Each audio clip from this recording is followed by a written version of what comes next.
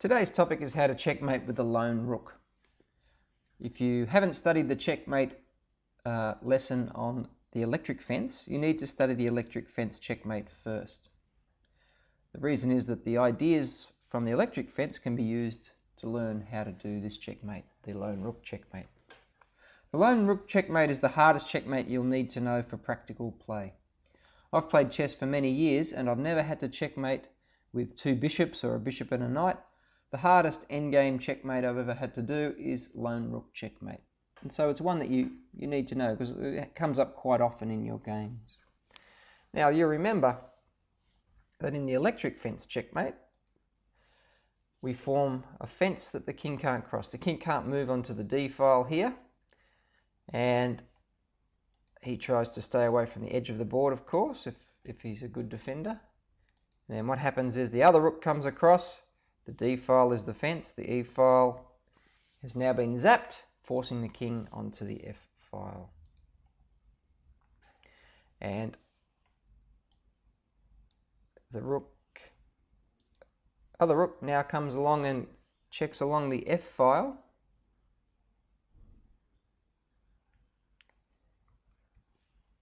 Here's your fence. And now the f file has been completely covered by the rook, zapping the king, forcing him onto the g file. This process continues, and there's your electric fence checkmate.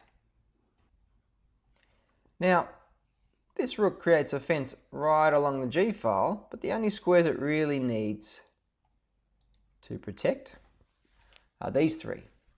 The fact that it forms a fence at g2, g6, 7 and 8 is not really relevant. And this is really the key idea you need to understand for the lone rook checkmate, because the name I have for the lone rook checkmate is the mini electric fence. So we see that there's an electric fence or a fence here on the g file the king can't cross, but we don't really need a fence all the way along the g file. We only really need a fence at these three squares here. Now, if you look at this position here, you'll see that instead of having a rook down here at this square, making a fence all the way along here, we now have a king, and he's doing exactly what we said. He's making a mini electric fence that the king can't cross. And so this is our pattern for lone rook checkmate. The king makes a mini electric fence, and the rook takes out all of the h file, and it's checkmate. So if you understand the electric fence and then apply the idea of the mini electric fence with the king, you're halfway along to understanding and being able to use the rook and king lone checkmate.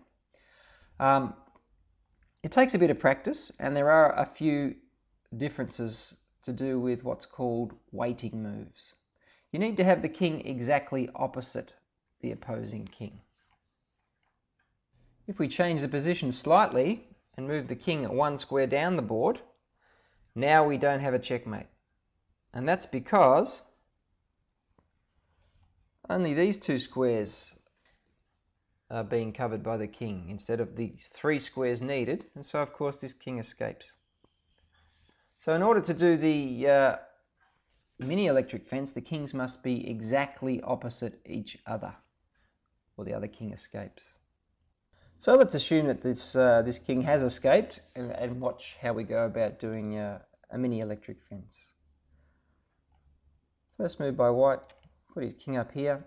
We're looking to get this king to commit to either going up the board or over to one of these two squares. And if your opponent is a good player, the first thing he'll do is always try to head back towards the center of the board. In the center of the board, he's got 8 squares to escape to, and on the edge of the board, he's only got the 5. And checkmate will occur on the edge of the board when you're checkmating a lone king. Not always, but usually. So, now the king moves here. What that means is we can now create our fence. So the rook moves up, and there's our fence here. So There's our fence, and we're going to checkmate up at the 8th rank. Being a good defender, he attacks our rook, and just like with the electric fence, use the fact the rook can move a long way and just chuck him over the other side of the board. This king tries to stay towards the centre. And now here's where it gets a little bit tricky. We want it to be our move when the two kings are opposite each other. So in other words, we want it to be our move when the kings face each other square across the board. So we have to play now what's called a waiting move. We move our rook 1 square. If the king came over here, then we would now be able to use our mini electric fence technique. So if the king moved here, we would come down with our rook, check, and you would see that these 3 squares are covered by the king, and that the rook takes out this row, and that would force the king up the board. So that's what we're trying to achieve. So our opponent is too smart for that. Instead of going there, he'll run this way. If he was to drop back to the 7th row, then we'd just take out a row of squares with our rook. So this is our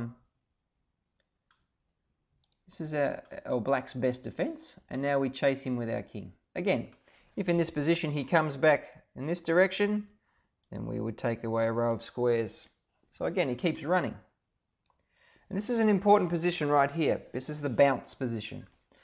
You'll see that we're chasing the king along, and we want the kings to be opposite each other when it's our turn to move. When the king hits the edge of the board, we get our bounce position. And what I mean by that is that now he has to come back. And he bounces back, and our 2 kings now face each other across the board, with it being our turn to move. So check. Our king provides the mini electric fence.